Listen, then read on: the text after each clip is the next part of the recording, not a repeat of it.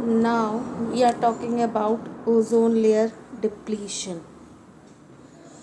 Ozone is an anaerobic form of oxygen, that is O2. It forms a sort of sunscreen high up in the atmosphere.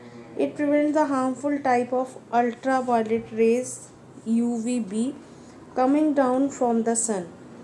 Certain gases compounds such as CFC chlorofluorocarbon released from refrigerators, aerosol sprayers, and packing material, styrofoam, rise into the atmosphere. There they break down into chlorine atom, which in turn break down ozone into oxygen and O, that is nascent atom of oxygen. The reduced ozone cannot prevent the entry or harmful UVB rays to the earth, which causes sunburn, genetic disorder, skin cancer, and reduced productivity of forest and sea. Ozone layer around 16 to 40 kilometer altitude in the atmosphere is concentrated by ozone, and this layer is called ozone layer. The ozone layer in the stratosphere protects us from the harmful radiation of sun.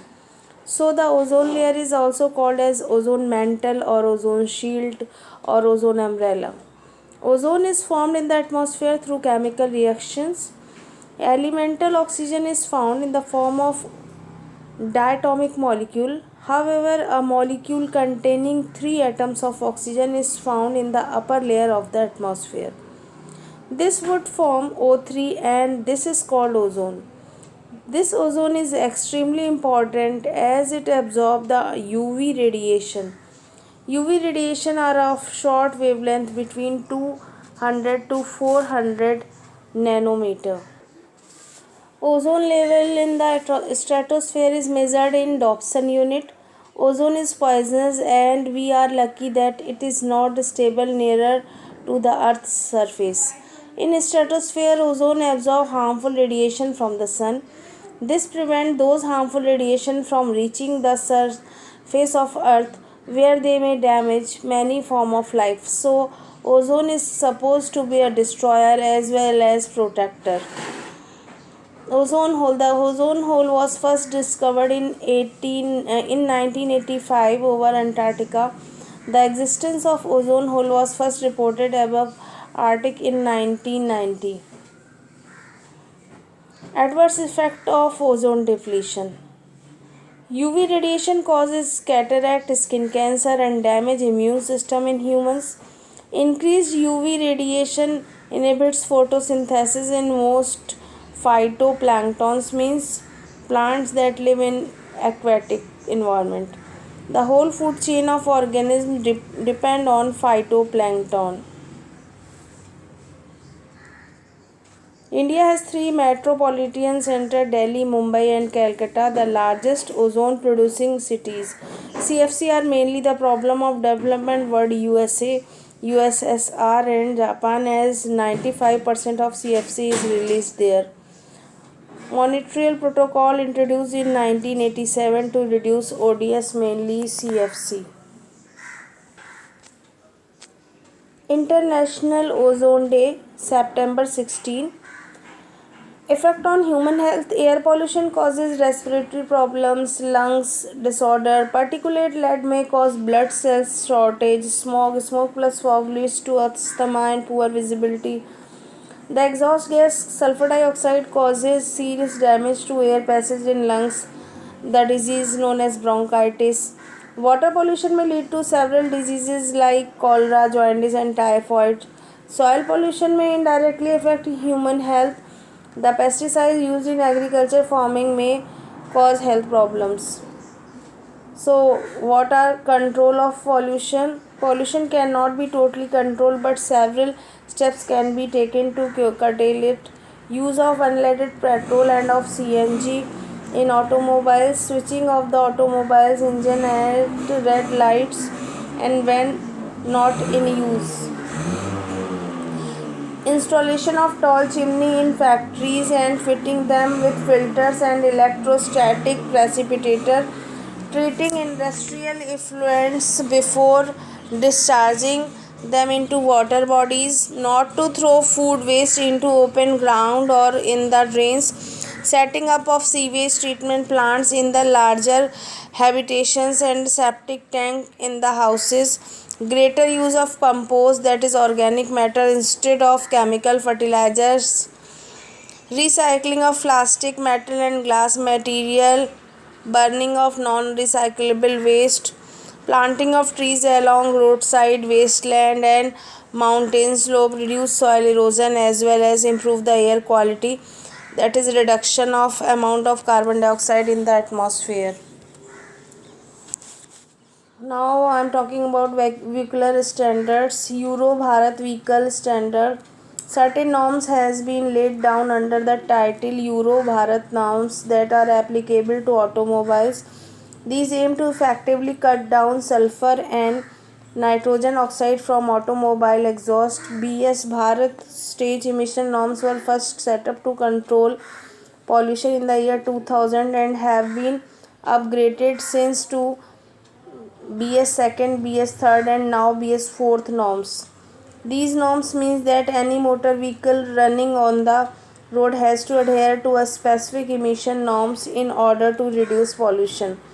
The emission standards are set up by the central government to check on the pollution level emitted by vehicles that use combustion engines. The BS numbers are based on the European emission norms, which are referred to as Euro 4, Euro 5, Euro 6, etc. These norms are followed largely by automobile makers and act as a good reference point as to how much does a vehicle pollute. In India, the Central Pollution Control Board sets the time and standard which have to be followed. BS4 emission norms have been in place since April 2010 but were enforced for the entire country on April 1st, 2017. In order to control pollution, it is also essential that the quality of the fuel be looked into as well. Oil refineries must set up the production of cleaner fuels, and automobile makers must speed up research and development to adopt BS6 norms complement by year 2020 in India.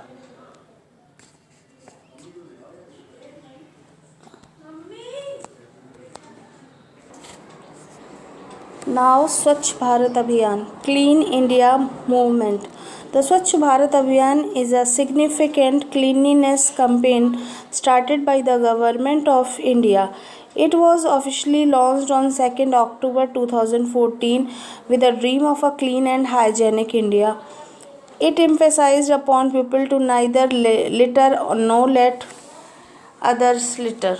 Millions of people from different section of the society came forward and joined this mass movement of cleanliness. Following are the some objective of the campaign: to clean the street, road and infrastructure of the countries, cities and towns, to eliminate open deforestation through the construction of individual cluster and community toilets. The goal is to make an open defecation free ODF India by constructing toilets in rural India, to establish an accountable mechanism of monitoring latrine use, to achieve efficient solid and liquid waste management system.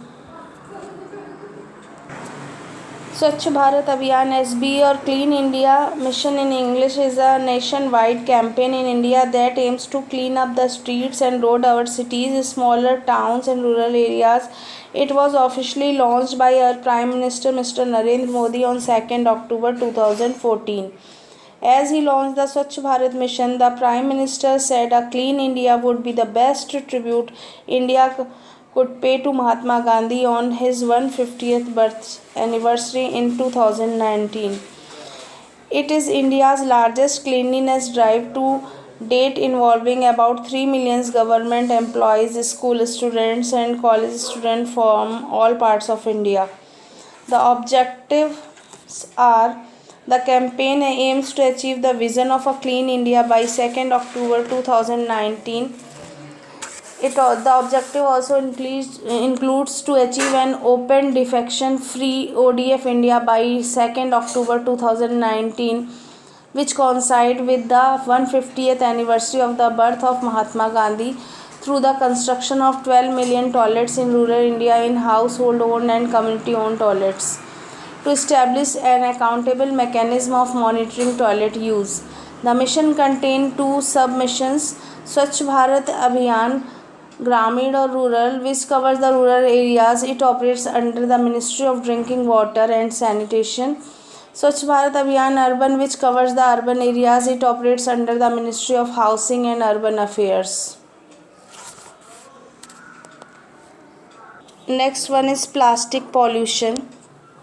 Plastic has created quite a controversy of late, owing to its non-biodegradable nature and the fact that it may take hundreds of years to completely break down. People are starting to realize the detrimental effect that plastic have on our environment and ocean. Single use of disposable plastic are items that are intended to be used only once before they are discarded, such as polythene bags, straws, disposable cutlery, plastic and packing materials like plastic bottles, food wrappers, and takeaway containers.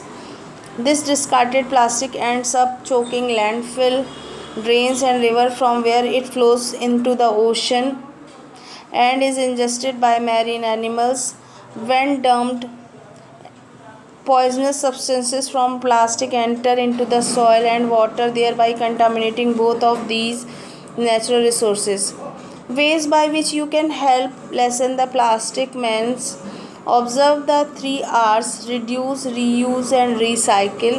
Carry your own refillable water bottle. Avoid using disposable cutlery and straws. Carry your own reusable fabric bags and do not ask for carry bags made of plastic. Try to give plastic containers and other such items to your nearby scrap dealer for recycling.